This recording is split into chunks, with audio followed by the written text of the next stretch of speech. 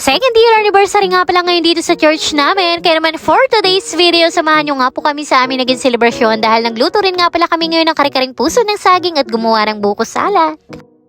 Kanya-kanyang dalang araw ngayon ng pagkain, kaya naman para sa ambag namin, eto at gagawa nga pala uli ako ngayon ng buko salad, tapos galuto din nga yung nanay ko ngayon ng kare-karing puso ng saging dahil request din nga ng karamihan. Sa tuwing may okasyon o kaganapan nga dun sa church namin ay palagi din talaga kami nagluluto ng pagkain naming madadala. Marami din nga pala ako nababasa sa mga comment section at nagtatanong sa amin kung anong araw po pala ang religion namin. Church of Christ nga po pala kami and loud and proud Kristiyano. Tunay nga naman talagang napakasarap ng buhay kapag meron kang Kristo. Nasa kabila man nga na maraming pagsubok, problema, unos ng buhay na nanatili tayong kalmado dahil meron tayong matibay na sandigang hindi magigiba at yun nga si Kristo. Sabi nga ng ilan, marami mang ino-offer ang mundo na minsan nga isusubukin tayo pero dapat hindi tayo magpagapi dahil may mas the best na plano ang Diyos sa mga taong nananatiling tapat. Hayaan nyo habang inagaya ko nga pala itong aking pambuko salad ay hayaan nyo munang ako'y mag-share sa inyo ng mga kaunting bagay-bagay lamang at kita'y magkwentuhan. O rin nga lamang po maglabas ngayon ng kaunting saloobin patungkol nga dun sa mga nagtitrending ngayon na pagpupromote ng online games o online sugal. Minsan talaga hindi mo masisisi yung iba kung bakit nagpo-promote sila kapalit ng napakalaking halaga alang-alang araw sa pangangailangan ng pamilya. Alam nyo ako noon nung nakarang isang taon pa ngayon nasilaw din talaga ako ng ganitong pagkakataon. Dahil sa dami ko rin talaga napapanood doon ng mga kapwa ko content creator na nagpo-promote nga rin ng online games ay akala ko'y ayos lang at sabi ko pa nga sa sarili ko sana dumating din yung pagkakataon na ako nga rin mag-promote din. At yun nga po at hindi pa man nga nagtatagal ay bigla nga rin merong kumontak sa akin at kung gusto ko nga rin mag-promote ng isang online game kapalit ng 5,000 pesos ay ditong tuwa naman nga rin ako at kako'y malakalaki din yung 5,000 kung araw-araw ko nga rin agawin ay di napakaking bagay nga rin para sa amin. Ganun yung pag-iisip ko noon dahil akala ko nga rin okay lamang dahil sa dami-dami baga nag-promote na malalaking content creator ay kako'y isa nga rin din ako sa napili ay kagalakan ko noon yun. Halos may ilang buwan din nga po ako nagpo-promote ng kanilang online games at habang tumatagal ng tumatagal ay pataas ng pataas din nga yung ino-offer nila at kung sakwan nga ay talaga namang ikaw mapapainggan nyo lalo. Hanggang sa dumating nga ang time na biglang meron akong nabasang comment na sabi doon, bakit ka nagpo-promote ng online games Kristiyano ka pa naman? Bigla nga ako natauhan at bigla din talaga akong napahiya sa sarili ko at wala nga akong ibang ginawa kundi umiyak kasi sinabi ko ngayon sa asawa ko. Bigla din nga kaming napaisip na tunay nga naman parang walang pinagkaiba yung online games sa tinatawag nating online sugal dahil involved na din talaga dito ang pera. Akala ko nga'y basta ang online games lamang yon pero habang tumatagal ng tumatagal para nga daw kami nagtuturo na rin nga ng mga sugal sa tao. Sabi nga ng asawa ko bilang Kristiyano hindi nga raw magandang ehemplo lalo pa nga at marami daw nasisirang buhay sa mga ganitong pagsusugal. Kaya nung panahon na yon sabi ng asawa ko itigil-tigil ko na nga daw yung pagpupromote ng ganong klaseng online games. Noon nga medyo nanghihinayang pa talaga ako dahil sabi ko nga bayad na kako yung isang video na yon ipopromote ko na nga lamang. Kaya alam niyo ang ginawa ng asawa ko noon binalik talaga niya yung bayad sa akin dun sa pagpupromote at sinabi nga niya dun sa amo namin o dun sa nagpapromote na hindi na nga raw ako magpopromote kahit kailan. At alam niyo pagkasabi nga noon ng asawa ko mas lalo nga kaming sinisilaw at ino-operan pa talaga kami ng mas malaking halaga.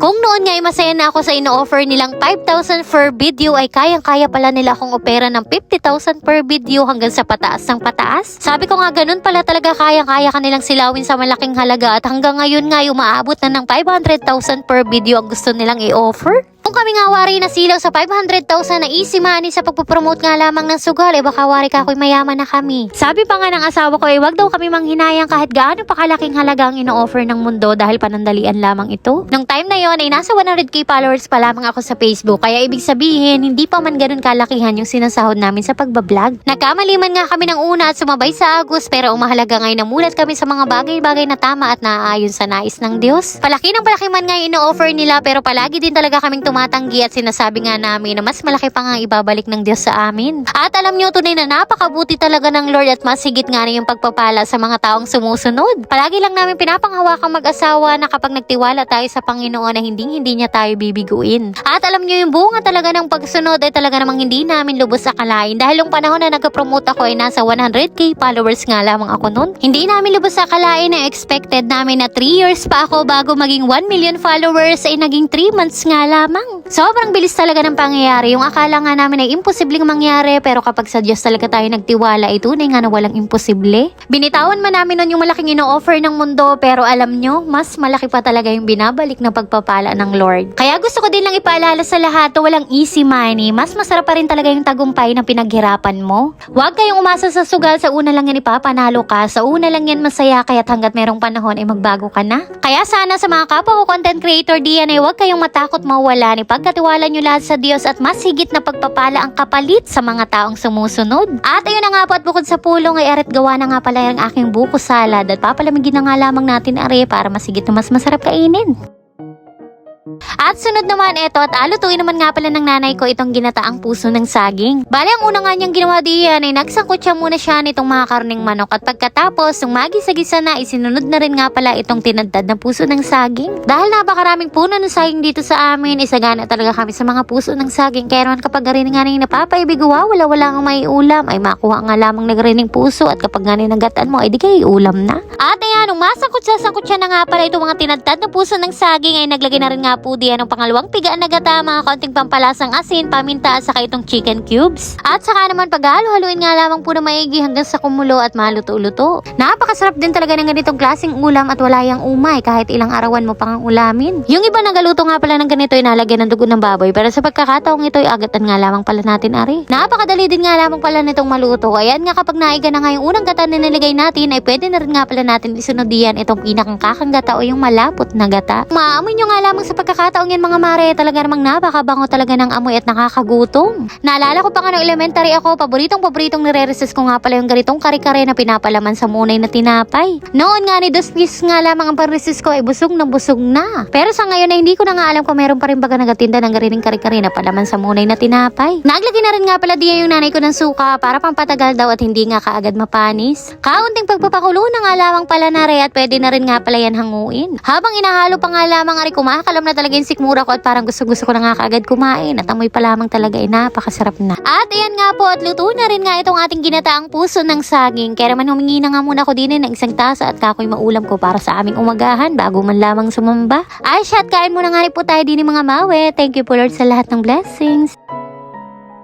Forward, eto at dumiretso na rin nga pala kami dito sa church. Eto nga at pagkarating namin ay umpisa na rin nga pala ng Sunday service. Nakakatuwa ang pagmasdan at napakasigla nga nitong mga bata na sumasayaw sa unahan. Parang kailan lang ang panahon dati-rati ganito din nga kami tuwing Sunday school. Kaya naman kahit baktuta na nga kami sa napakalilikot naming mga batutay, inasama namin nga tuwing linggo para maging kagisnan nila yung mga ganitong gawain. At maya-maya pa ay nag-umpisa na rin nga itong mensahe ni Pastor Henner at isa nga sa natutunan ko sa mga sinabi niya ay dapat lumalago daw tayo bilang isang Kristiyano. Yung hindi lang tayo basta sumisimba kundi kinakitahan din tayo ng pagbabago. Yung pagbabago na naayon sa aral at hindi yung sa makamundong bagay. At ayan nga po at pagkatapos ng aming panambahan ay ginayak na rin nga itong mga pagkain para mapagsalusaluhan naming lahat. Eto nga yung ginawa kong buko salad at tuong tumigas na nga ng husay. At din nga pala yung kare-kare at talaga namang napakarami nga ngayon nilang handa.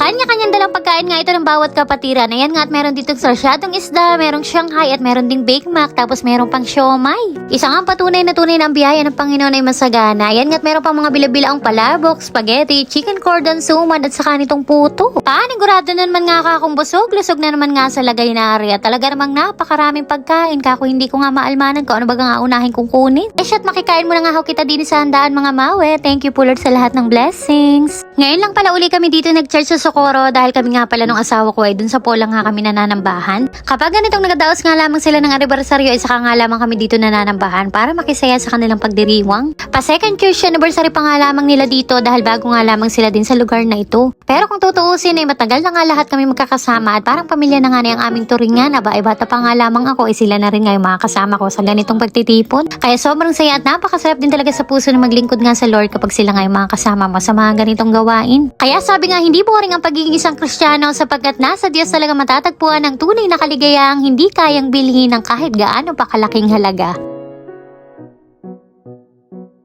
And yun lamang muna nga ni po for today's video. Maraming salamat po sa inyong panonood. God bless. Taat.